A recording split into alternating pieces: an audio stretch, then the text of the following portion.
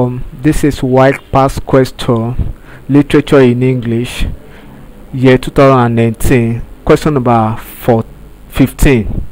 The rhyme pattern is dash. That is, the poem we read for question number 13 and question number 14 is also used for question number 15. So when we talk of the rhyme pattern here, we are to look at how the last word sound. The last word in the first line is bound, so let us give A to the last word in the first line.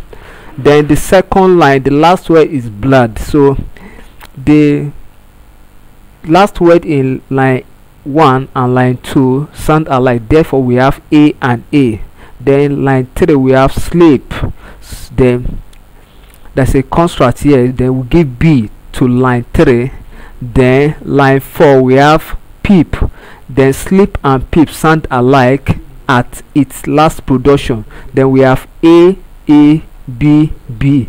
Then line 5 we have stare, then we give C to it. Then we have air, HER is air, not R, so stare and air sound alike, therefore we have C to line 5, then we have C to line 6. Then our rhyme pattern here is A, B, C, C, therefore B is the correct answer. Thank you and